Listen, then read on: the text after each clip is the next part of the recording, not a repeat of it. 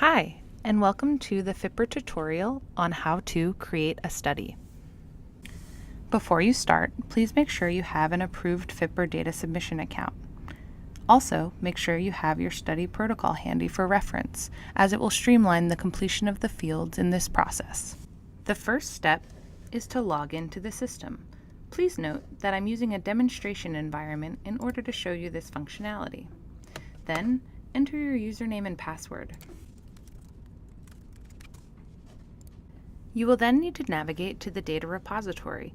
You can do so by selecting that icon or selecting the data repository in the top menu bar. You will then navigate to the menu and select Create Study. Now you will see the 5 sections that need to be completed in order to create your study. We'll go through each one, starting with the study overview. I've completed some sample information for the study overview section. Please use your protocol as a reference to accurately complete these fields. Recruitment status should accurately reflect the current stage of your study, as well as study type.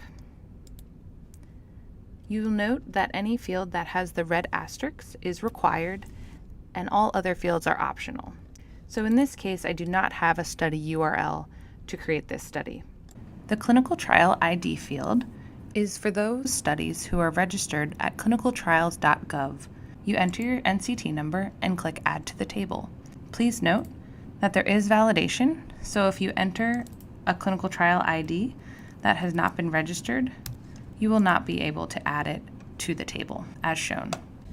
The next section, entitled Study Research Management, has the following fields to complete. For each individual associated with your research team, you'll provide their role on the study, their first name, middle initial, last name, suffix, email address, organization name, and a picture file. Please note that it's required that you have at least one primary principal investigator, and the account which creates the study will automatically be added to the table with the information provided to create the account as the data manager role. You're welcome to remove that if that's inaccurate.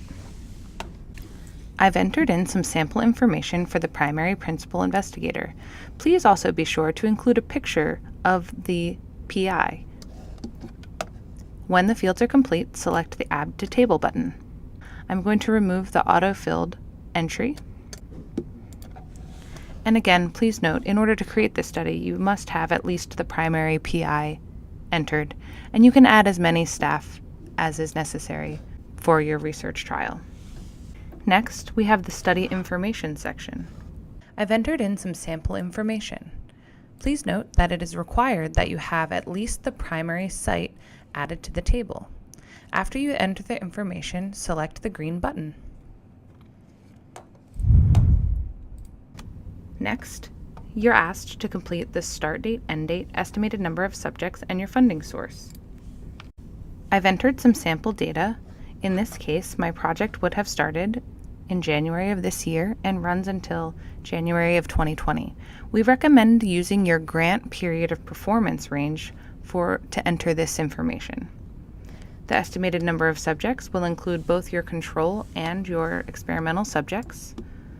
And for primary funding source, please use this drop-down menu in order to complete this field. If you can't find your primary funding source, please select Other.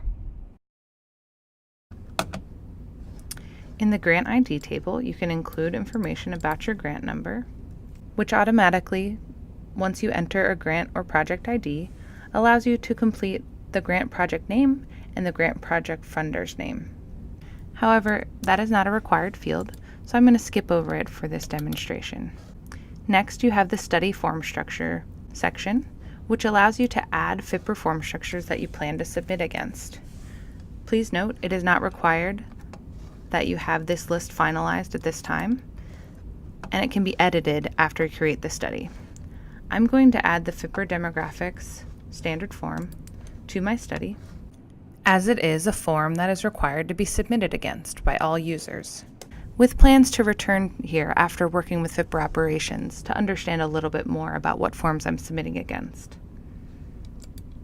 Finally, I can add keywords to my study in order to help other researchers search my study and understand the contents. In this example, I've added MTBI as a keyword, indicating I'm studying mild traumatic brain injury. Finally, I will attach the data submission documentation that was approved as part of the process of getting an account. Specifically, this should be the documentation for the PI of record for the study. Once I've attached that document, I will select Submit Request, and that's it. At this point, please email FIPR Operations to let them know you have created your study successfully, and we'll review the contents and approve the study in the system.